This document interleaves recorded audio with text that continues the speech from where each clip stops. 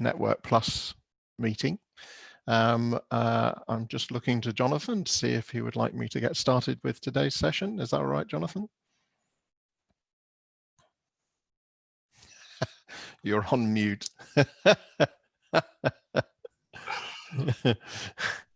Thanks, Howard. Yes, let's kick off. Brilliant. I'm really looking forward to this session. I mean, energy storage is an incredibly important topic. It's fantastic that the SuperGen Network Plus has taken this time to sort of pull together what's going on. I think it's also tremendous in the way that it looks at both electrical storage and thermal storage, because they often tend to sit in different boxes. But what we want to do is understand how storage overall plays an important role. But the report does sort of ask questions as to where are we going and what choices do we need to make. So the structure for this morning's session is Jonathan Radcliffe of Birmingham University will give us a summary of the report. Then we've got a great panel who I'll introduce later on, and they will give their perspectives for about 20 minutes or so. And then we would like to move to a Q&A, which I'll try and steward in the right direction. So as things are coming up during the report or during the speakers' presentations, please feel free to use the chat box to start putting in the questions you might have, so that I'll either call upon you or try and relay the questions to our panel. So a really interesting session. Thank you very much for coming and joining us, and I'll hand straight over to Jonathan. Great, thanks very much, David. I'll just share my screen with you now, and I'll take you through some of the key points from the roadmap, which will be published online later today, and we'll send you a link to the report when that's available. But it'll be expanding on some of the points that I'll make here. So to introduce myself, I'm Jonathan Radcliffe. I'm a reader in energy systems and innovation at the University of Birmingham. I'm a co-investigator on the SuperGen Energy Storage Network Plus that is led by Professor Yong Ding at the University of Birmingham.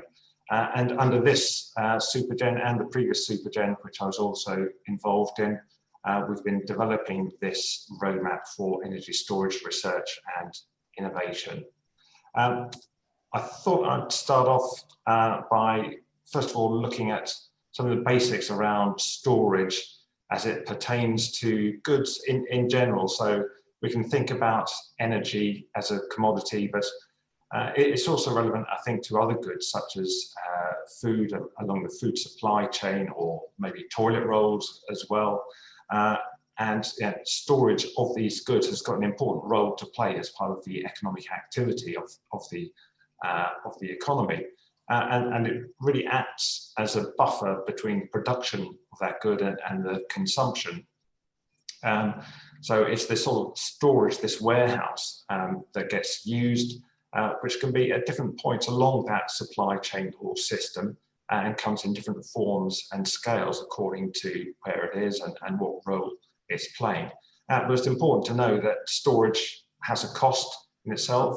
You need to set up the storage, there's a capital cost involved and running cost to maintain that. And that applies to energy as much as it does to many other goods. And so what it does is helps balance the supply and demand for that good. So that if there's oversupply or over demand, then we can balance out those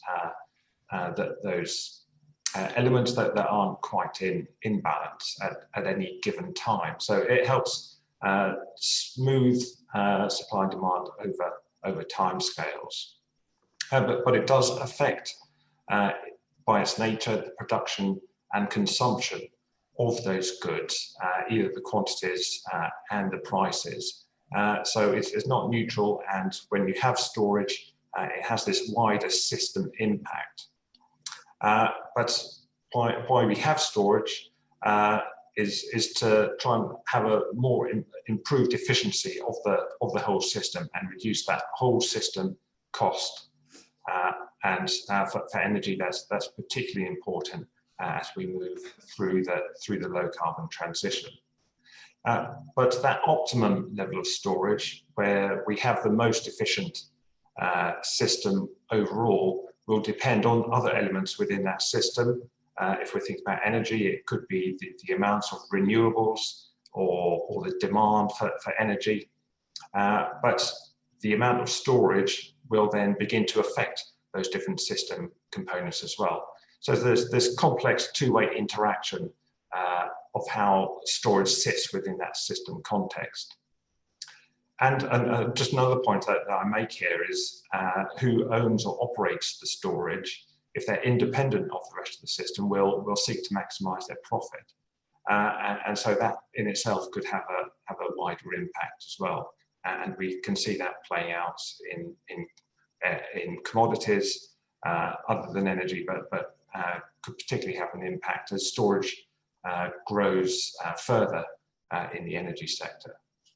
So those are some points to bear in mind as we consider storage. Conventionally, we think of energy storage as mostly primary energy in terms of fossil fuels, as it has been over recent decades. Coal, gas, or oil, which have been the main components of our energy system, providing us with heat, power, and transport. But those have been reducing over the last few decades. Here you can see a picture of about 1 million tons of coal that sits alongside the Ratcliffe power station in Nottinghamshire, which would give you about 2 months output of electricity. But overall, we've got very vast levels of storage in the system, tens of terawatt hours of coal and gas and hundreds of terawatt hours equivalent of oil. But those have been reducing over time. The other type of storage that we have is pumped hydro storage. So this is after conversion into electricity, which is more challenging because the electricity goes through a series of conversion processes, first into mechanical energy to pump water up a hill, and then we have essentially gravitational potential energy that is stored and then converted back into electricity. But the conversion losses and the lower density of this type of storage means that that's not as preferable as storing it in that primary energy form. So to give you a comparison, the primary hydro storage, the pumped hydro storage in the UK is about 28 gigawatt hours. And finally, what I'd look at is thermal storage. So it's not all about electricity. As David says, a lot of our demand for energy is around heat. And we store thermal energy in our homes, or we have done in these hot water cylinders. But again, this has been reducing. So in 2007, over 60% of homes had a hot water cylinder. We've moved to instantaneous hot water these days. So that proportion is down to 40%, even though they're actually quite effective forms of domestic storage. And one tank will hold 6 kilowatt hours of thermal energy, which is about the same as you'd get from a Tesla Powerwall, which costs you many thousands of pounds to store electrical energy. The reasons for storing energy are quite various, and I've put up a few points here as to why we store energy, going from sort of managing disruptions that might come from imported energy, either coal, either oil or gas especially. We want to protect ourselves, ensure that we have those stores at a domestic level should there be any disruptions. Also economically, if the price changes, then buying in advance hedges against those price swings, and so on. But over time, the sort of large scale reasons, or those reasons for large scale storage have somewhat changed, I think. As there's been high diversity in supplies, we've had greater interconnection to other markets, and actually demand for energy has been reducing at a large scale. And as renewables have been increasing, the shorter timescale reasons for storing energy have become more important, looking at system stability and utilising the infrastructure more efficiently. So there's been a bit of a switch around in the reasons for storing energy. And as the proportion of renewables increases yet more, I think these will begin to switch around further. And because of these reasons changing, we need to rethink what methods we use to store energy and how we provide that. And so we come to the roadmap, which is really trying to look at that sort of future 10 or 15 years in which the energy system will change to meet our net zero aims, and how storage can fit within that system. So we want to take that sort of foresighting to inform the research agenda for government and funding agencies, but also the policy that will pull those technologies through, and give people a sort of shared understanding about the role for storage, whether that's people who are working within the area or outside, to see how storage fits within that context. So we're looking at technical and non-technical challenges, and I think it's important to recall that innovation isn't a linear process. There are feedbacks and feed-forwards. So it's not a case of doing the research, feeding it on into the commercial sector. There'll always be these demands for R&D that continue as the technologies and our use of the energy services continues. So I'll start with looking at the energy system scenarios as they've been imagined through a number of different modelling exercises here by the National Grid Future Energy Scenarios, by the Energy Systems Catapult, and by the Department for Business, Energy and Industrial Strategy, looking over the next 30 years or so, first of all, at how demand for electricity is set to increase. I'm going to focus on electricity to start with, as that is really providing the basis for decarbonising the wider economy. So you can see that the large diagram is showing that over the next few decades, electrical demand will be increasing overall. Over the next decade, it is likely to be quite stable. This is after it's been coming down for the last 20 years or so due to efficiency improvements, but it'll remain steady and then expected to increase, maybe doubling by the time we get to 2050.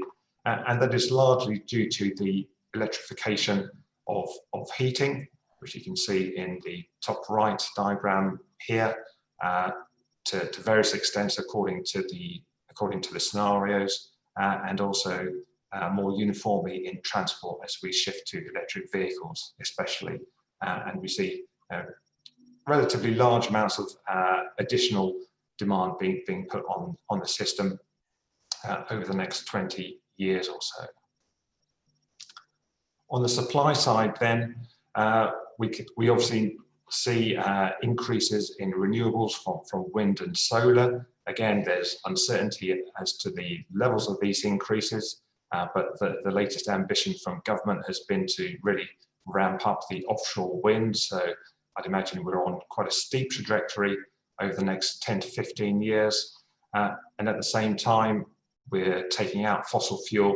And so the flexible generation that we get mostly from gas and to a lesser extent these days from coal is decreasing quite rapidly. So we have this system in which there is less dispatchable energy, but an increasing demand for the energy services. And that puts a requirement on having extra flexibility within that system across multiple timescales, from seconds through to months, and whether that's to take into account the impacts of reduced inertia because we don't have large rotating machinery, whether it's on the demand and supply side because of changes in weather or seasonal patterns that mean that we need heat at different times and that's going to come from electricity rather than gas. So there's a big change in how we need to be managing the system due to those drivers for decarbonisation.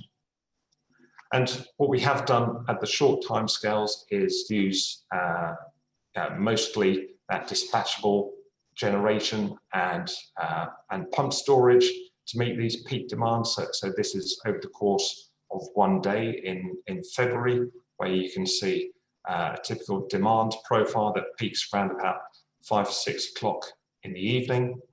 And that's when pumped hydro storage tends to come on, release the water, generate the electricity, and hit those peaks, and where the price peaks as well. But also you see the same sort of flexibility provided by CCGT. So this is gas turbines and interconnectors as well, providing that flexibility. So yeah, we're looking now at removing most of the fossil fuel generation that can provide electricity at those sorts of timescales, and increasing the demand as well.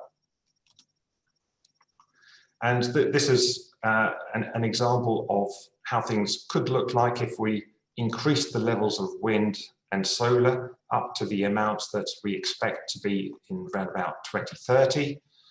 So about doubling, but both having the same amount of nuclear, and we also have biomass as part of the low carbon mix. And on top of that, I've used the same demand profile for a week in 2019, expecting that to be approximately the same in 2030.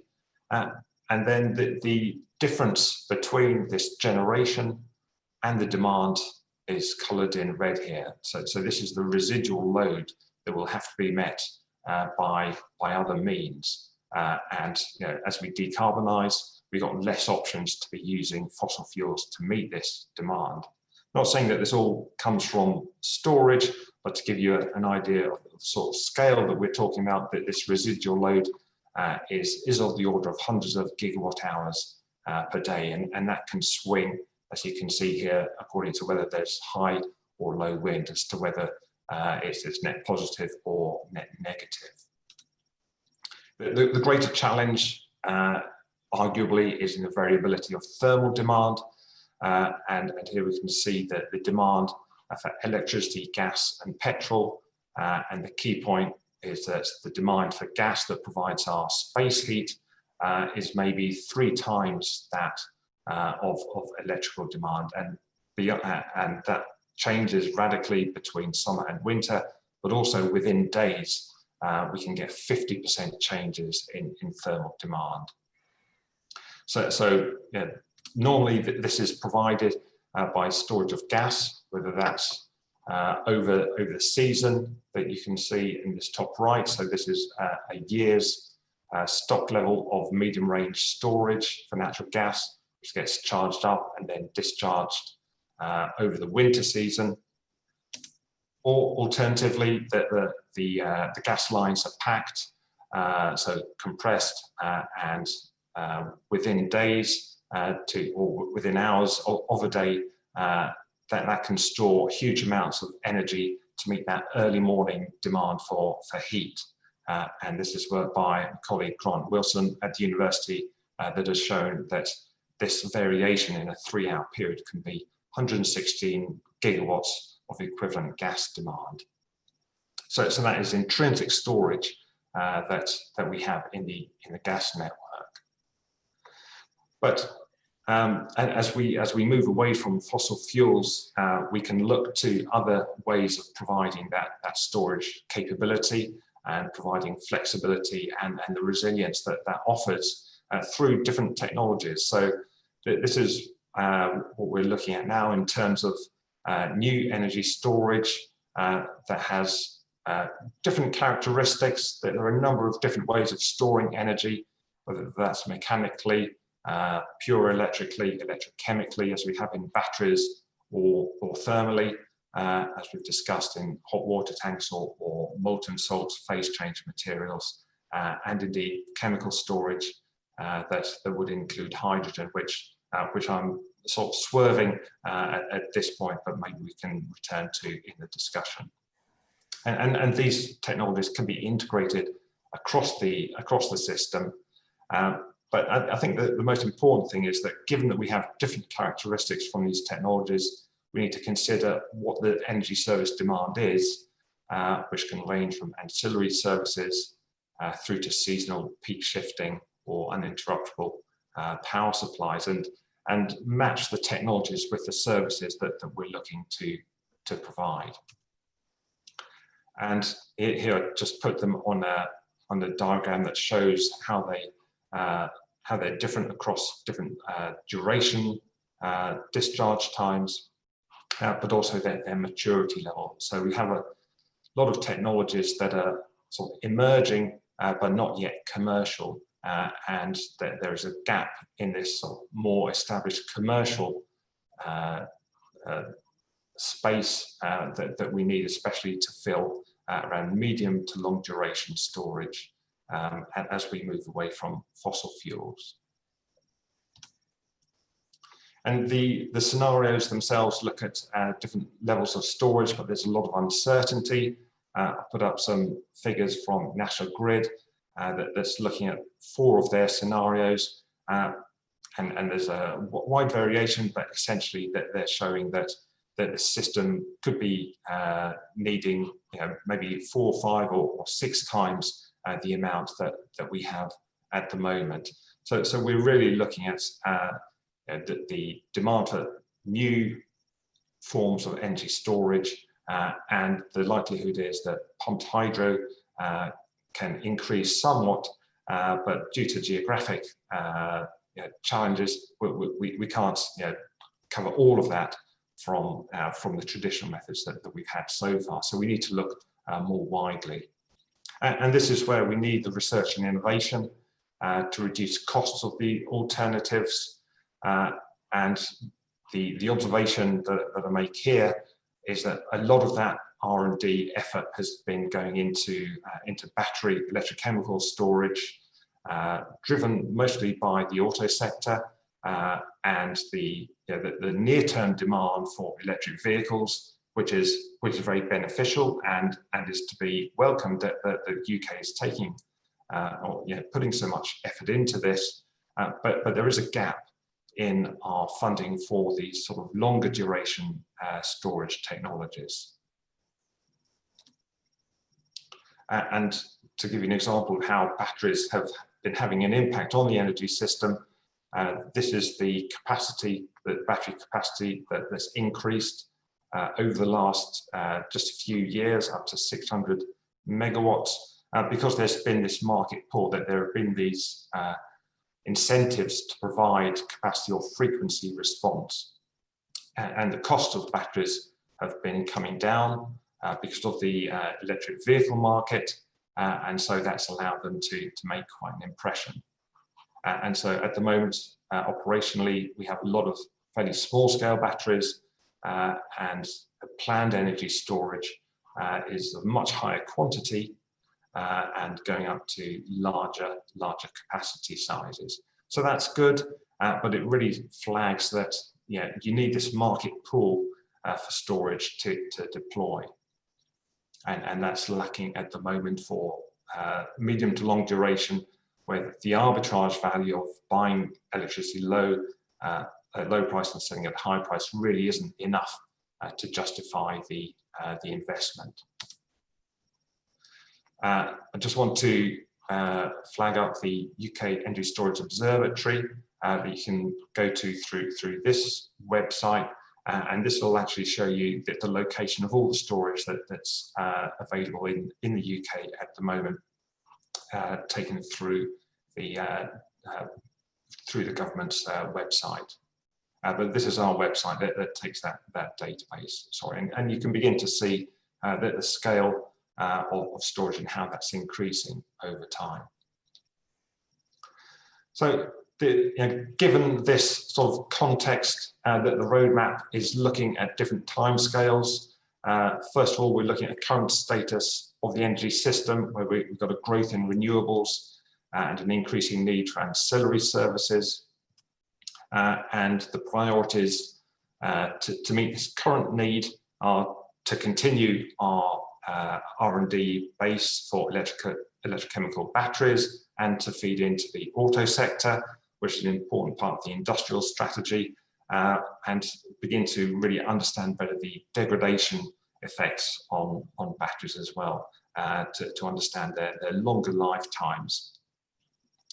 In the early 2020s, we'll move to higher proportions of renewables, where fossil fuels will be reducing, and there'll be an increasing take-up of electric vehicles. So the potential for storage goes to that larger timescales, and potentially using electric vehicle batteries aggregated through vehicle to grid. And so the priorities for research and innovation are to continue the reforms to the electricity market and regulation to value energy storage, which is in process, but that really needs to be ramped up now.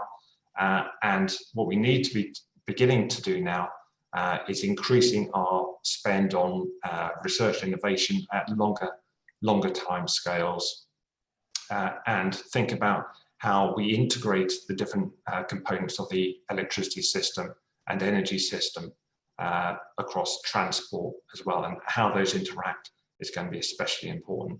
But there'll also be important impacts of technologies on an environmental and resources as well that we need to be considering as the scale of EVs increases. Then as we move later into the decade, decarbonisation of heat becomes more important, and the transport sector increases. So energy storage potential there is thinking about seasonal peak shifting and moving on to battery second life and other transport applications such as HGVs. And so the priorities begin to look more at the environmental impacts, but again, it's about integrating storage across timescales and across vectors and across sectors, and understanding the system better so that we can see where the role of storage could most effectively be placed. And I think there's a real challenge here in how energy sector regulation and policy works to manage that integration. So concluding, storage isn't the only option to provide these services of reliability and resilience, but it is credible and it can work. And in all likelihood, the provision of it needs to increase across scales and vectors. The research and innovation needs to be rebalanced to reflect this need, and also take that forward into piloting and demonstration and analysis. And finally, the policy and regulation needs to follow that technical innovation around the integration and think about the market pull mechanisms that can reflect the system value of storage. And the UK is well placed in principle to meet this need. So that's sort of short run through the roadmap as it stands. I'll say it'll be on the website very shortly. I'll thank my colleagues at the university here in the Energy Systems and Policy Analysis Group, and the colleagues around the university, and of course to EPSRC for its support for the Supergen. Okay, thank you, David. Jonathan, thank you very much indeed. It sounds like there's an echo for me. Okay, that's gone.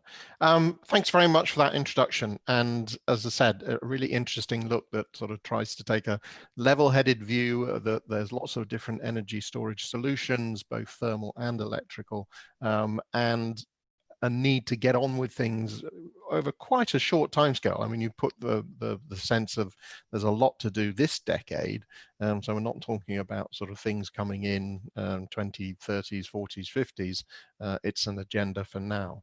So now I would like to move to a sort of panel session. I've got 3 speakers joining us. I'm not sure where I've seen Jim Fleming, but Philip Sharman from Evenlode Associates, Dan Gladwin from the University of Sheffield, and Ali Gourmali from Lancaster. I'm going to ask them each to sort of give a sort of short chat for about 5 minutes, really to try and set up some of the questions for afterwards. And please do, if things cross your mind as they're talking, put a question in the group chat, and I'll make sure that that's included in the discussion afterwards. Philip, could I ask you to open up? Yes, thank you very much, David, and thank you, Jonathan, for a very good presentation. I apologize for a slightly croaky voice, and I will keep having to sip on water, I'm afraid. What I'd like to do in the 5 minutes I've got is just make a few general comments, particularly flagging up some of the things I really liked in this document, and making a couple of comments that may, as David has said, set up a line of questioning, but that I won't go into in depth in my 5 minutes. So firstly, I'd like to really welcome this roadmap, and clearly recognize that it is an R&D and innovation roadmap, and this is vitally important that we've got something to focus on in that space that'll sit alongside things like the 10-point plan that we've just seen from Boris Johnson, and the energy white paper that hopefully we will be seeing imminently. I found the document very inclusive. As David has mentioned, it went beyond electrical energy storage and into thermal energy storage. Perhaps there's some scope, as you alluded to, Jonathan, to go slightly wider. And I noticed your term of swerving around hydrogen and perhaps other things like SNG and such like. I think it's a very timely document. And again, particularly, it might be difficult for you to pitch this in between seeing the 10-point plan and not seeing the energy white paper yet. But I think more generally, this is a really vital time as we begin to unpack what the net zero by 2050 target actually means and the routes for getting there. I think what's very clear in all that we've seen and all that we know we will see in terms of plans for 2050 is that the energy system needs to move from where it is now to be a more responsible, reliable, resilient, and of course low carbon energy system of the future. It's also going to be more complicated. Life was so much simpler a few decades ago in terms of the energy system. And we're now going to have some growth on the centralized large-scale power generation side, but we're going to see a lot of move towards more distributed energy, and even the energy storage requirements behind the meter, and the fact that we now have prosumers, consumers who also produce, is going to really change this energy system going forward. I think part of that change will also see an integration across the vectors. And I think, again, Jonathan, you've alluded to this, but electricity, gas, heat, and hydrogen have all got a role to play, and maybe some other things, maybe ammonia and other things may play into that too. We're also going to see more and more what's loosely referred to as sector coupling. And again, this point is made in this document, that we're going to see more linkage and integration between power, between transport, and between heating. And that sort of coupling opens up both challenges and opportunities for energy storage in all its forms. Okay, things I particularly liked in this document. I like the recognition of the need for integration, and again, pulling on all of those points about the different vectors and the different sectors and the coupling that needs to take place. I like that this document was inclusive of different forms of energy storage. I think possibly we may need to get even smarter in terms of some of those integrations and couplings, and maybe there's some scope for some discussion around there. But certainly we need to see integration across the supply, transmission, distribution, and the end use, and back, with this prosumer element. We need to see better linkage and more optimized integration between those various networks that currently exist and that will exist in the future. Again, this sector coupling is clearly recognized in this document, and I think that is very welcome.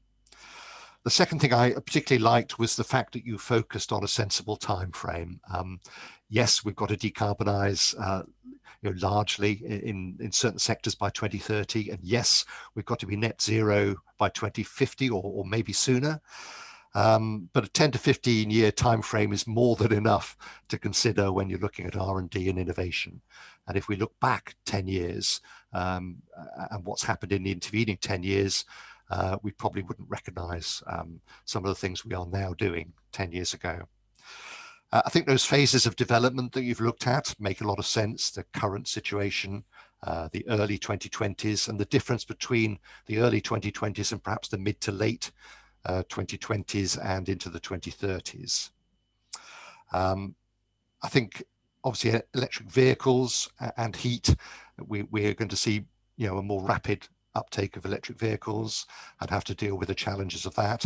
But heat mustn't be forgotten, and I'm really glad that your document clearly identified the challenge of heat, and in some very stark graphs showed exactly the scale of that challenge. And I think Grant Wilson has done this very well in some of those charts that you refer to. There's also obviously challenges around markets, and the markets for energy storage clearly are going to evolve.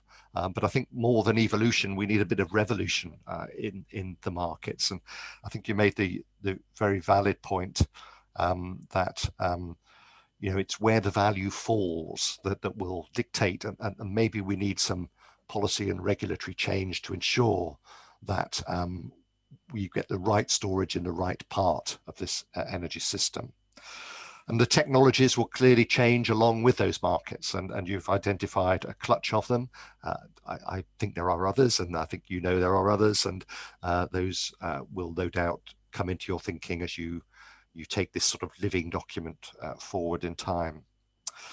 I think that point about integrating and coordinating with policy and regulation is absolutely vital. And I, like most of you, I guess, are hoping that the Energy White Paper will start to spell that out, and we will begin to see some shifting in the policy and the regulatory field, and perhaps in the funding field that also needs a little bit of flexibility as well. I think coming from industry, I think what's clearly needed are business models that make energy storage in these vital areas actually viable commercially for industry to do. I recognize that your document is from an academic group of folk, although I saw you had a couple of industrials involved in your workshop. But I think from a business angle, energy storage has to make sense, and whether that's via developing new markets or new regulations, I think there's a lot of scope for development there, perhaps particularly at that interface between power and transport is a particular area of opportunity. I think your recommendations make eminent sense, and I particularly like the fact that you've mapped those in this sort of continue, act now, and prepare soon categorization, which I really like the pithiness of that. And you line that up against these three phases of development out to the 2030s. A couple of particular comments. I think, yes, that there is particular needs for research and development and innovation in certain parts of that landscape. I think you're quite right to look at medium duration through to long duration. I know that's problematic from the business models and the regulatory point of view, but I think we've got to create some headroom in that area. Certainly in the medium duration, lots of interesting technologies and opportunities for electrical energy storage, but we have to get into heat storage if we're going to talk about inter-day and inter-month or seasonal storage. Then we're really getting into the interface between electrical and thermal energy storage. I'd just like to flag up, Birmingham university, which you're speaking from, Jonathan, is clearly directly engaged with the Energy Research Accelerator. One of my roles is I chair the Industrial Advisory Board of ERA, and they are making a pitch to government, or have made a pitch to government, for some additional money for a phase 2 of ERA that will include medium duration energy storage, perhaps particularly focused around test facilities on CASE and liquid air options. Another role that I do is I'm the alternate delegate to BEIS on the IEA's technology collaboration program on energy storage, and I think that just flags up some of the international interests that align very closely with what you're flagging in this document around medium to long duration, around the integration of thermal and electrical and other, and I think there are a few annexes underway in that collaborative program of the IEA around large-scale thermal and its link with district heating, around so-called Carnot batteries, around material issues of phase change materials and thermochemical energy storage, and also possibly around large-scale medium duration storage too. So I think I've had my 5 minutes, so I'm more than I've just seen minutes. Jim's joined us, so I'm suddenly going, oh, I got an extra speaker. So yes, please. So I will abandon my diagram, and it might come up later on, Amzella. So hang on to that one. So Philip, thank you very much for the sort of rigorous evaluation. We've got 3 people joining us for to add their comments too.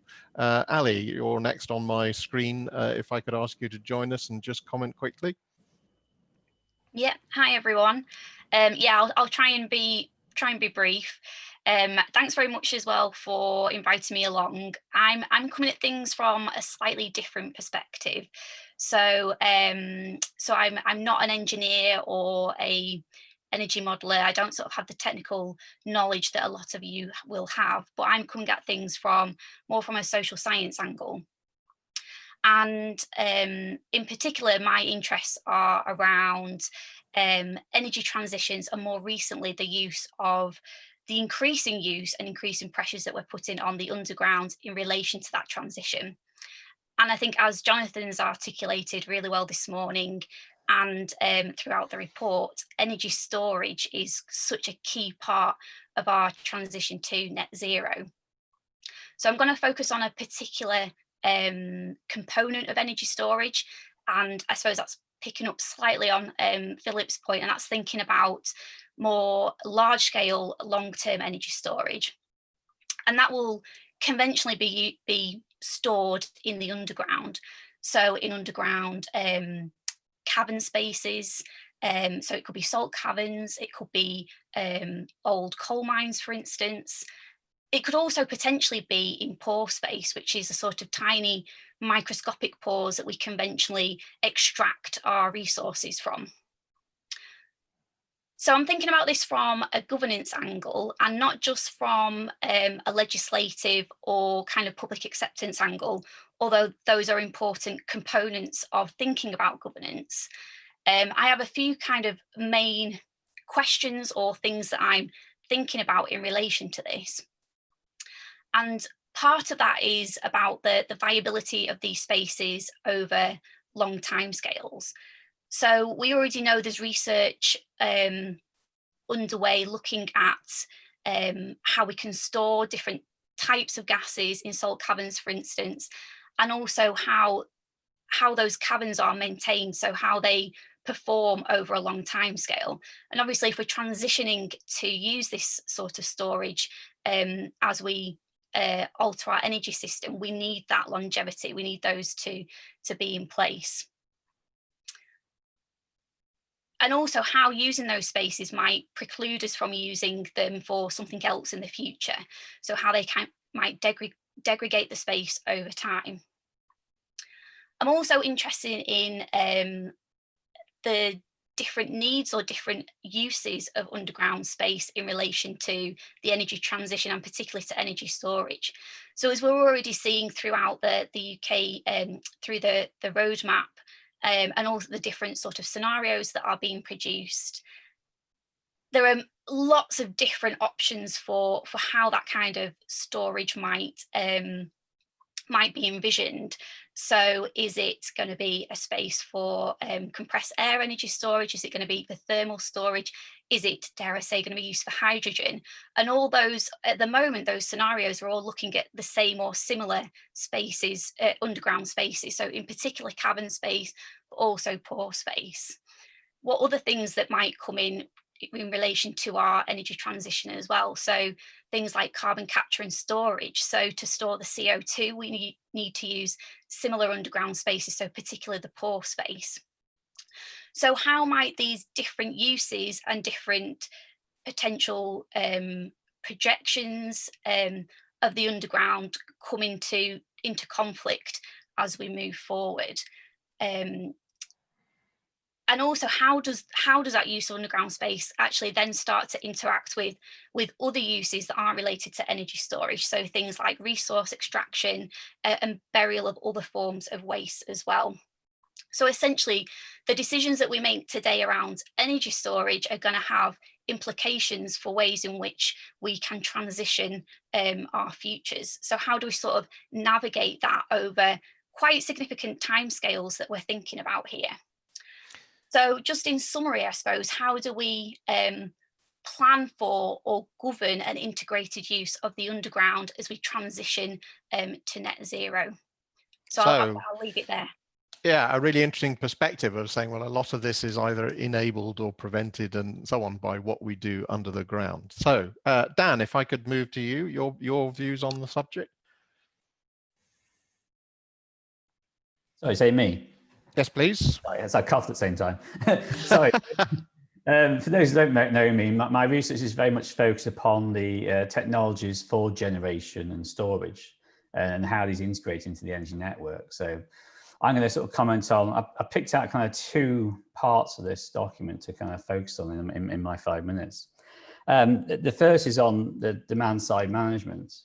I found it really interesting in the roadmap, looking at the various scenario modeling of increased generation. And I think with the 10-point plan that was announced a few weeks ago, we've got increased funding for offshore wind. And I think we're more likely to follow that national grid based modeling, which leaves us significantly more exposed to variability as detailed in the roadmap. But all the scenarios showed that increase in demand for transportation and heat. So my question is really, is how reliant are we in the short and medium term that the demand side management is a success? And what does success look like? There's mention in the report of smart control of heat pumps. How is this going to work in practice, implementation side of it? How will the technology be driven? Who are the key stakeholders in the interpretability and communication of these systems? There's a lot of work ongoing with V2G, particularly at residential level. We've got the Power Loop project in the UK with Octopus Energy and others. I think Open Energy estimated 11 gigawatts of flexible power from V2G by 2030. This is from a few years ago, but I think there's a lot more modeling required to look at, actually what are we going to get out of that.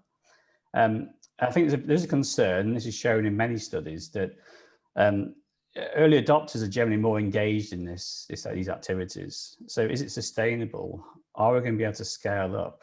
Have we got enough value in there for the end users? Or do we require intervention? And I think the roadmap quite rightly suggests that we do need intervention to make this happen.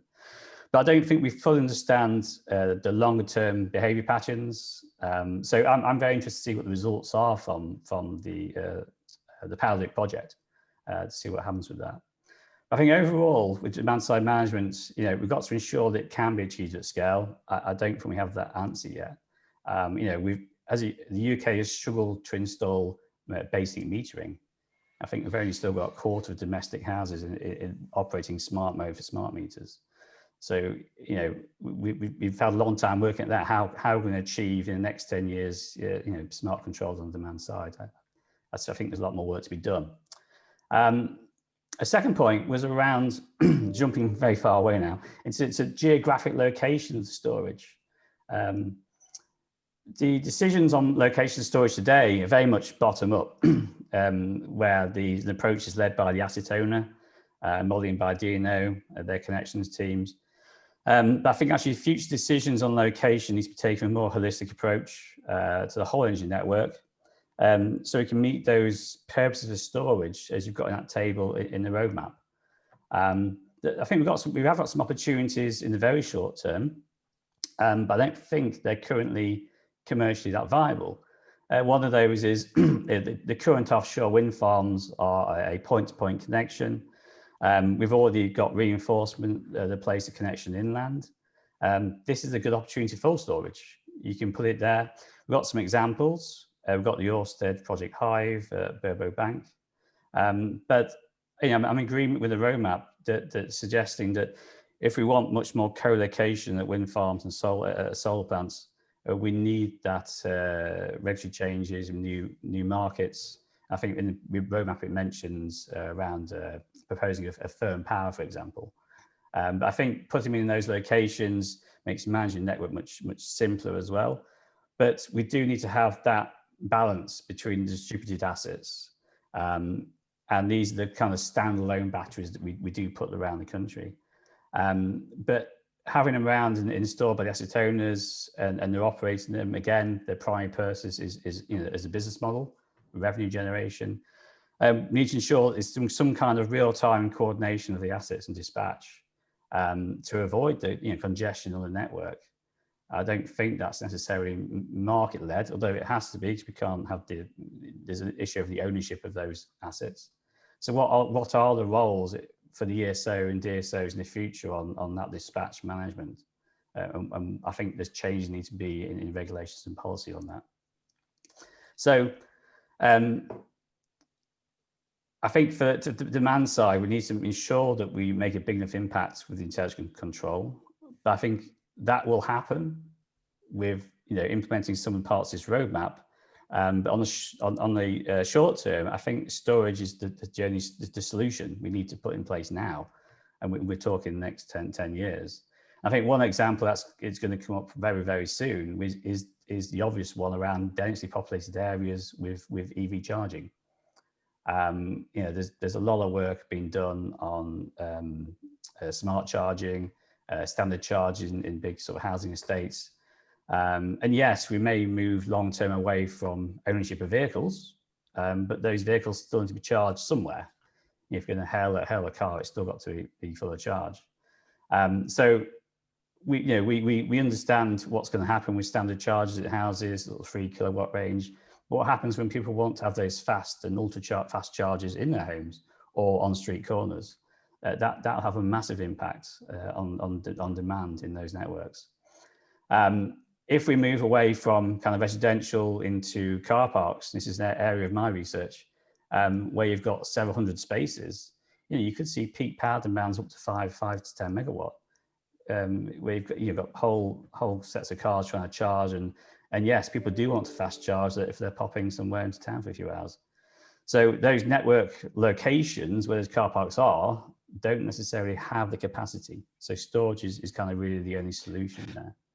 But then when you start looking at how we introduce storage to car parks, the primary purpose is to provide that peak power, but there's a conflict between that and supporting the grid through ancillary services. And that conflict is around revenue and the service requirements for example, having to be online for only doing ancillary services and not doing anything else with the battery.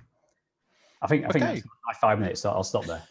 Well, no, it's really, it's quite a detailed sort of look through the elements of transport. And I think that was one of the things that the report was really good about, was saying it's not just traditional electricity and heat markets, also that interaction with transport. Finally, I'm glad to see that Jim Fleming has been able to join us from UK Research and Innovation, or more specifically the EPSRC. So if you'd like to give us your thoughts on the report. Hi, so apologies again for being late. I had a meeting overrun. I guess for anyone who doesn't know me, I'm Jim Fleming. I'm head of the energy theme in EPSRC, and we're sort of the largest of the energy supported research councils. the disadvantage of going last is pretty much everyone's said everything, and just sort of I just agree with everything I've heard since I joined the call. So I'll just sort of can be quite brief, and perhaps just focus on sort of the funding landscape and perhaps some of the plans we have, and perhaps throw the question open to what we should be doing, and why sort of, and this is why perhaps sort of an event like this and the roadmap that Jonathan and colleagues have put together is so important. But just to say, sort of obviously, sort of within the broad energy storage sphere, that sort of very much sort of we've been dominated by sort of the Faraday Challenge and the Industrial Strategy Challenge funds, which again has been very much sort of been driven by a lot of the academic work that went on in the Energy Superstore, SuperGen, and quite how sort of important that has been. And then from the funders' point of view, we kind of feel that sort of batteries, and certainly electric vehicle batteries, are to some extent sort of kind of taken care of in the funding world. But actually sort of energy storage at scale and seasonal storage are very much sort of key issues that we see still need some fairly fundamental research required for them. And why we a couple of years ago funded an energy storage network, sort of again run by Birmingham, to help us sort of develop what we might need to do in this area. So many of you will have actually already perhaps filled in our smart survey that we put on as a lead into an activity that we're looking to put forward in the next year around grid scale storage, hopefully with a workshop fairly early in next year, and then a fairly substantial call to follow. That's slightly up in the air because obviously we're still not really understanding what's happening with the CSR. Against that, on top of that, we've also had sort of a couple of calls for sort of decarbonising heating and cooling. So I think some of the things that Philip was talking around about sort of the use of heat will come into those sorts of activities, and also very much sort of how we decarbonise our transport will come into a lot of things that Dan was just talking about. So I think the only other things probably I'd say is sort of, I think someone did mention the importance of looking at in a whole systems approach, and particularly I think what happens with greater decentralisation of the energy system, and then potentially what are the implications for what technologies will we need, and potentially much more of a tailoring towards the solution to different areas, which may particularly play into what Alexandra was talking about. And I'll stop there. Well, thank you very much for all those comments from the panel. I'll say again, if people have got any sort of questions, if you want to tap them into the chat box, I'll try and pick those up as we go along. But can I ask all the speakers to probably open their mics up, and Jonathan, if you'd like to join us too. Hopefully that won't cause any technical problems. I think I'd like to kick off with a question, and it's sort of focused in two areas. So in some ways, it's almost, we've seen a lot of complexity. You know, we've seen that there's all sorts of different storage, different times, different stages, and so on. And so my question to the panel is, where are we at in terms of businesses that work? You know, what's your personal views as the thing that will take off? And then the second one is, do we have the regulation for it? So in other words, a question of, do we have the regulation to allow some of this to move ahead? So would any of the panel like to chip in with their views as to where we hope to move quickly, and do we have the regulations for it? Philip. Yeah, just some initial comments on that. I mean, clearly we've seen some markets develop around capacity and around frequency response, and to some extent those have become viable concerns, or at least judging from the results of auctions. A lot of the kit is still to be built, obviously. But I think in other areas there is not a driver or an economic viability driver for businesses to get engaged in certain parts of the energy storage scene that we think is particularly important, or that we think are particularly important. And again, I would just cite the sort of medium to long duration issue there, which is going to be problematic, and it certainly needs some policy lead. And I hope to see that in the white paper. It needs some regulation. I think some of the regulation is coming through. I think we can look forward to seeing a clearer definition of what energy storage is, and broadly where it sits. And I think the characterization of it as a generation asset is helpful in many ways, not in every way, but I think it's generally helpful that will help clarify the situation. And I hope that regulation and codes and standards and everything else that follows on from that will flow through. So I think we're in a reasonable position for part of those services, the ancillary services, if you like, and the capacity services. But I think in other parts we're nowhere near there, and we need some government direction, and we probably need Jim and Innovate UK to get in there, and Ofgem and BEIS likewise to get in there and help all of that happen.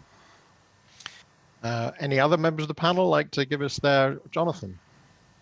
Yeah, I'd agree with Philip and everything that he says. I think the other obvious area where storage is coming through is in the auto sector with electric vehicles, and that's going to take off quite rapidly.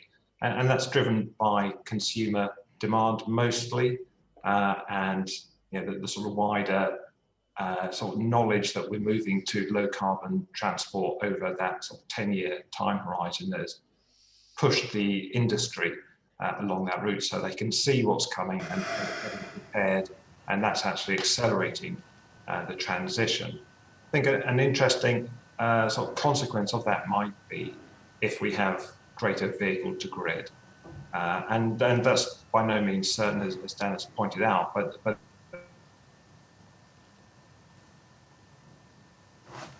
there's a risk that a lack of regulation, they bought their storage unit to provide transport. So essentially they don't have this big capital asset for energy that they're buying, but they might be able to use it within that sector at sort of zero marginal cost. And in that case, you've got a lot of these private actors operating to maximize their profits, which are massively distributed, which 100 kilowatt hours over 10 million vehicles could really add up. And if we don't see how that's going to play out, it could cause some strange consequences on the energy system. So I'll just flag up that there is a need for some changes in regulation to reflect these integrating aspects of the energy system. Other comments, Dan? Yeah, just to add on the kind of the current batteries that connect to the grid, I still think there's a lot more to do in the way that the system charges or approaches the batteries. There is recognition that batteries need to have their own kind of definition in the code. But a good example is capacity costs. Your battery doing function response is generally only providing an average around about sort of 5-10% power, but yet it's paying for 100% power capacity on the network. And when you start to look at the numbers, I'm not convinced that there's a big enough return yet on those battery assets with the current pricing of batteries and the known degradation of those systems. So I think there's still a lot of work to be done. Can I sort of ask you to elaborate, and possibly Jonathan as well, on this, in that it goes back to this question of how do we model the role of storage in the system? Storage is traditionally something that everybody wants something else to provide and pay for. And it's very difficult to model in more basic modeling systems that just look at the cost of different alternatives. And you're saying there that, the problem is that they're not really sort of being able to reflect their value to the system. So can I ask members of the panel, what have we learned from the batteries and forms of energy storage that we've got about the role that they play simply beyond being just a generator? And I suppose I'm looking at the way that they have had a greater impact on frequency response and other sort of ancillary services. So I suppose the simple question is, are we able to model what batteries do now that we're actually seeing what they do in practice, or do we still underestimate their value? Jonathan, I'm tempted to point that one in your direction, because quite a lot of the report does talk about different models and how we've got very different expectations. Yeah, I mean, I think models find it very challenging to incorporate storage, given the timescales that it can operate at, interday or intraday or across seasons, but also how the costs of that storage might change over the sort of scenarios that are being considered. And given that a lot of the technologies are at a sort of demonstration or lower level, it's very hard for them to be, for the assumptions or the right inputs into the model to be there. So on top of the actual challenge of coding in how it operates, I don't think we've got a very good idea about what the potential is. But people have been working on that, and I think that there's a more concerted need to consider that in general. So it's not a great answer. Well, it's an answer that it's a difficult problem and probably needs to be solved. I think on a micro scale, you can see it happening. And I think maybe one of the bigger challenges then is if you have a lot of people operating on a micro scale, then the market begins to eat itself, and the value that was there disappears. So I think in a way that pushes me to thinking that there needs to be some other incentive for having storage or providing that service that doesn't come from a simple market mechanism. So I'm going to pull in a couple of questions from that I can see. Matt Lewis has asked this question of, well, do we need to understand weather better? And I'm probably going to slide in one of my own, which is, well, do we need to actually build better buildings so we don't need the sort of thermal energy that we see illustrated in your report? So I suppose it is asking the panel of do we need to bring other things in, whether an understanding of building standards, whether it's a forecasting of weather, if you were going to pull in some extra things, what would you pull in? Perhaps I can open up a little bit on that one. I'm not a modeler. I hastily declare that. I think the problem with modeling at the moment, facing this much more complex energy system of the future, is that things are changing very rapidly, and we don't fully understand yet these different roles and how they will play out technically or economically. So I think the modelers have got a big challenge on, but there are some models that enable you to step well back and look at all of these options in the round, and they can at least give some indications of the way to go. I think certainly in the battery area, we know a lot more about that because we've invested a lot of money in classic battery systems, and the modelers have done some very good modeling around that. But as you begin to push the margins of that into vehicle to grid and these further complexities that Dan has alluded to, I think it's really difficult to do that, and it's a big task for the modelers.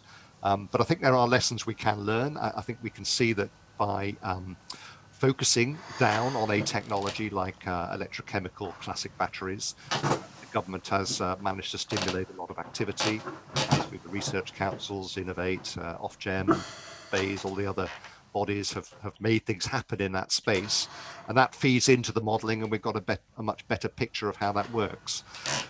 Once you begin to integrate all these other durations, these other technologies, these other services, and you begin to look across all of the scales as well of operation, life gets very complicated. And I guess as an engineer, my view is you just have to get stuck in and start to make a difference somewhere, and start to look at what the big opportunities and challenges are, and get stuck in. We've done that on batteries, and we need to do it on other technologies. And the one I would cite particularly is integration of heat and electricity and perhaps hydrogen, and going up in duration scale away from, because batteries are great, but a couple of hours is the sort of sweet spot. We need to look at sweet spots around about the tens of hours into a day or a bit more than a day. And according to Jonathan and his colleagues, we need to look even further out than that, which I think gets into much more integration of heat and electricity around weeks and months of storage. So if that brings in the temporal side of things, Dan, perhaps you can answer and incorporate a question from Chris Biggs, which says, well, there's the physical side of things. There's the locational issue of renewable generation being in one part of the world, demand being in another part of the world, and so on. So Dan, your comments, and if you've got a view on this idea of location, that would be great. Okay, yeah, I mean, I think I alluded to some of this in my comment actually, but I mean, specifically where Chris is coming from in terms of the offshore wind, I mean, yeah, currently we're bringing these things, connections inland at a single place, and propositions are that actually you interconnect wind farms and send them around the outside of different parts of the country. So I think there are some solutions being proposed that don't rely on storage. And in his question, he's talking about this kind of north-south divide in terms of renewables, and this is a problem. It's congestion on the network. And I think I mentioned this kind of holistic decision-making on where to place storage. If we're reliant on asset owners and investors to decide on where to put it based upon the rent of the land or where they want to place the asset, then we're not going to get that. So we do need to look, I think, at least for the medium term on location. So do we need an offshore grid with interconnection in the same way that we've got an onshore grid?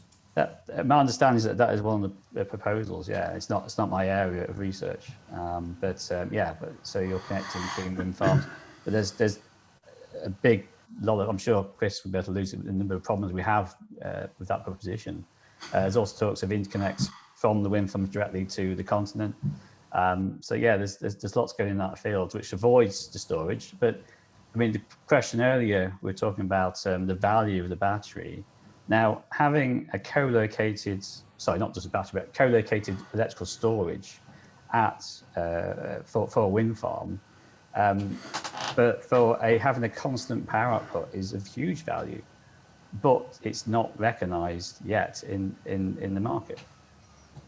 So I think there's how do you, if you were to install a £10 million, £12 million battery to help with that, where are you going to get that money back from? Doesn't exist yet. A challenge. Ali, I'm curious. You sort of mentioned the hydrogen phrase in your talk, and I'd like to sort of understand that a bit more in terms of how you see hydrogen as a storage vector. Obviously, hydrogen can be an alternative to natural gas in terms of decarbonizing. But your view about the hydrogen storage and use of underground stores for hydrogen? Yeah. Well, yeah, I was just going to actually follow up on Dan's comment as well about the geographic location and Chris's question. So I know one of the things that, particularly for large scale, long-term storage, which most likely would be underground, obviously that is geologically determined, and those spaces aren't always necessarily located where the areas of highest demand are. So particularly for our salt caverns, most of those are located around the Cheshire region as well. So there's another factor as well in there about the the importance actually of the geography and the geographical needs.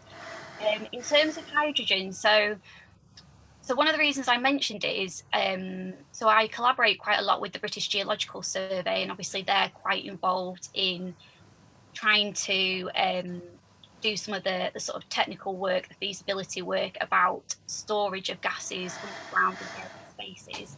And one of the things that I thought that was really interesting that they mentioned was that gases behave differently in the same spaces. So a lot of their work is trying to understand how the caverns will operate with different types of gases in, how the shapes of the cavern will affect the efficiency of the storage, and as I mentioned in my comments earlier, how that also how those caverns sort of degrade over time. So what the impacts of having gases in there for a long period of time do to the caverns themselves. And I think these are important issues that we need to think about when we are trying to make a real substantial change to our energy system, that these things are going to be viable in the long term. So I certainly don't have the sort of technical background to tell you in detail about hydrogen, but from those sort of conversations that I've been having with BGS, these are the things that to me are quite interesting and are things that we need to be thinking about, particularly for that long-term, large-scale storage, which will be really key. It's interesting you raise this question that a lot of these storage technologies that Jonathan has talked about, we're going to have to learn how they actually perform in service. So you've given the example of the degradation potentially could happen in hydrogen storage and so on. But it's saying, well, okay, we're going to bring in a raft of new capabilities into our energy system in terms of different form of storage. But our understanding as to how they actually perform, we're going to have to learn that as we go. Any other comments? Yes, Philip. Yes, thanks, David. Yeah, just on the hydrogen issue, or probably more broadly on the chemical energy storage issue, which is a class of energy storage that isn't addressed in this roadmap, and I understand why. I understand it's the focus of your group is very much around electrical and heat storage, but I think once you begin to get into longer duration storage, so getting above a day in storage, then obviously chemical energy storage, that is where the sweet spot starts. And if you include in that SNG and potentially ammonia and potentially other chemical storage solutions, then you can begin to see a route up into the weeks and the months of storage. And I think my comment around that would be, we need to think broadly about this bigger integration of vectors, not just electricity and heat, but also gas and hydrogen and other potential chemical energy storage options that then emerge. Around the medium duration, you could certainly see things like pumped hydro and cryogenic and compressed air being the obvious contenders. And just linking back to that previous point, there are geographical considerations with each of those, that there are limitations. You can't do pumped hydro storage in Lincolnshire. If you're doing compressed air, you need big cavern space that will compete with other things like hydrogen and CCS and potentially other options around there. But I think moving up the duration scale does bring in these other energy storage categories, and particularly chemical is the obvious one. And hydrogen within that is the one that's probably had the most focus in the UK and across Europe. And there is a lot of thinking going on around hydrogen energy storage and as a part of a hydrogen economy in inverted commas, but also the integration of that with electrical and with heat, because there are connections, and you particularly see those around schemes like power to gas. Yeah. So Jonathan, can I ask your views on that? And can I also sort of be a little bit provocative and say, well, a lot of this medium term, longer term demand is to deal with the seasonality of heat. It's to deal with that big peak in demand for energy for heating in the winter. And fine, we could to look at the various thermal storages or chemical storages that we've talked about.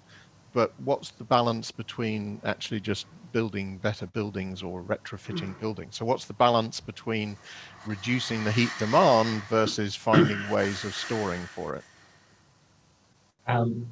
Yeah, well, I think that is almost a prerequisite to any scenario, is that we need better buildings and to reduce our demand, because that reduces the levels of supply and storage that we need. And we want a most efficient system. The objective isn't to build as much storage as possible.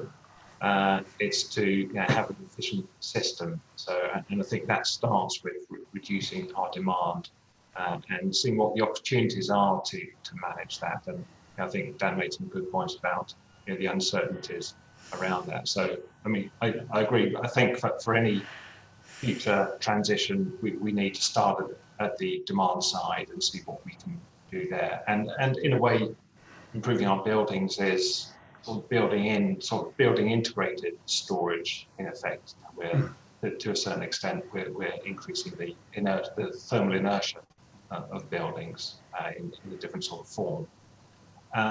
And then I don't want to avoid hydrogen or talking about that. I think it's a viable storage medium.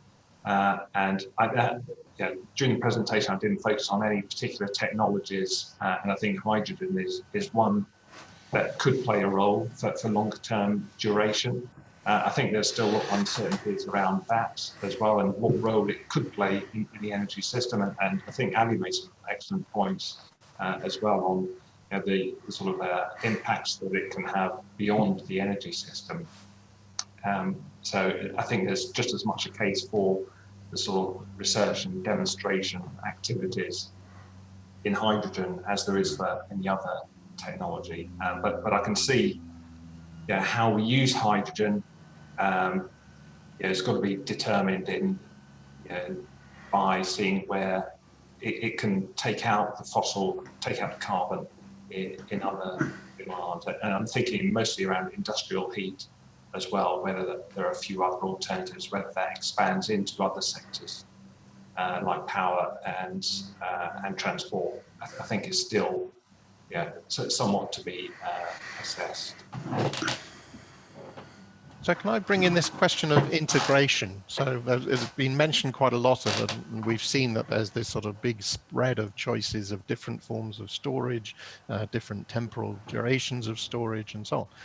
And there's often been a theme of, well, okay, we'll need to integrate that. And we've said that some of this stuff is quite difficult to model. It gets very complicated if we want to bring in the weather and so on. So I'm sure that there's an opportunity here for people sort of to start mentioning the words big data and artificial intelligence and machine learning and so on. But this idea of, is the successful incorporation of energy storage going to have to start thinking of some alternative ways of doing that integration, either modeling it or measuring it and achieving it. So how are we going to do this integration, I suppose, is my question to the panel. Dan? Yeah. I think we need to start looking at, well, we already are, but looking at better, getting a better understanding of the electrical network, particularly where we measure data. There's been a few studies on how to get better measurement at the LV points, the connections on that 400 volt. 11 kV is still not very well monitored, and going up the chain, you start to do it. So we don't have although we have a good idea what's happening at the ESO level, we have less at the DSO level. So that measurement is quite important. It's the first step, really. I think with regards to this big data, AI, I think it's got a very important role to play. We're getting very good at it in other fields of research. Every day you hear something new happening. So why shouldn't it be applied here?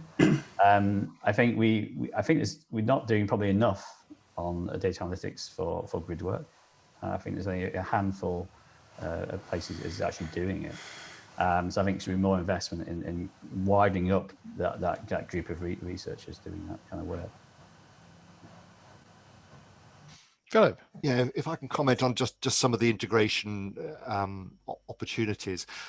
I mean, integration can happen at all sorts of levels, just down at integrating a couple of technologies in order to broaden the range of services that storage can give. So for example, can you integrate the high power characteristics of a doubled layer supercapacitor with the high energy characteristics of a battery? And so there's integration at that sort of level around technologies.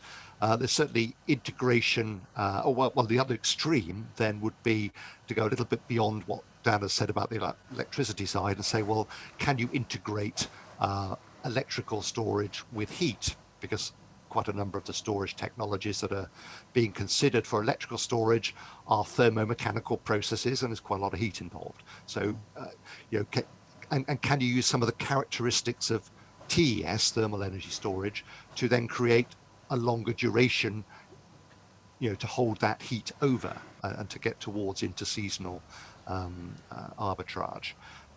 So the integration can happen between the vectors. They can also happen across the chain from some generation, through to the end user. And there's, we've traditionally focused on storage at the distribution part of that chain, and maybe if we get into compressed air and pumped hydro, would certainly fit at the transmission stage. But is there integration that can happen at the generation stage? And there was some comment earlier, I think it was Jonathan, about some of the storage technologies where maybe you go straight from the primary energy to the storage medium, and you then go to your electricity and you optimize your efficiencies. So what they call generation integrated energy storage, and that could be at the power generation stage of that network. And then finally, the ultimate in my mind would be the integration between the electricity network, the gas network, the heat network, and the hydrogen network that will, I'm sure, come. And what are the integration options around that? If you add all that together, that's masses of options, masses of modeling, masses of data. And yes, we need as many of these digital tools to grapple with those opportunities and to model them and see how they interact across the energy system. That'll keep the academic modeling community going for decades. Well, so the question is, does one carry on producing more and more complicated models, or do you let the artificial intelligence make the decisions? And certainly that's something that we're looking at. But Jonathan, did you have something to add about this idea of how to make the integration integrated? I think there's a big deficit in our knowledge of how people use energy. And I mean, that's been known for a long time. And I'm not sure we're that much closer than we are now, but I think we've got a much better idea about the supply side than we do the demand side. And it could be that smart meters provide some of that intelligence that allows us to take those decisions. But as has been said, I think it's quite early days in that, and we haven't had that data to work on. So perhaps as things go over the next few years, we can increase our knowledge of how people use energy. And that's just as important when we're thinking about behavior change as well, and what policies are going to have an impact on how people use energy. We need a better understanding of that side of it, both for the sort of more technical side, but also the sort of policy and regulatory. Certainly, I agree. I mean, we've been looking at the buildings we have on the university campus here at Warwick, and some buildings are in both looking at electricity use and heat use together, which we don't often see. And some of the buildings are sort of tightly bunched in terms of this is what happens during the year. Other ones are just all over the shop. And so I think, yes, this question of understanding consumption patterns, as Dan raised, is important. So we're pretty nearly at the end of our session. So I'd first of all like to thank Jonathan for the presentation of the report, and of course to all the members of the team who put the report together. As has been mentioned, it's very timely and useful to get this view as we start to realize the significance that a wide variety of storage technologies have. So can I invite any sort of final closing comments from the panel, or shall I proceed to finish? Jonathan, perhaps you can offer some final comments. Well, thanks to you, David, for showing us so effectively, and to the members of the panel for their contributions. And I think it's been really interesting discussion. I'll just say that the roadmap should be up online later today, and it'll be a web version rather than a document that hopefully will be a bit easier to digest. And we'll send that out to everyone who's been on the call today and put it out on social media. So look out for that. And it is a living document. So as research emerges from the SuperGen and the other programs and projects that are being funded, we'll we'll update that roadmap as it goes along. So- And thank you everyone for attending, and hope it was an interesting discussion. So yes, I like that. So thanks to our panel members for joining us. Thanks for everybody else who's joined in the discussion. And I'll draw the session to a close. Thank you very much indeed.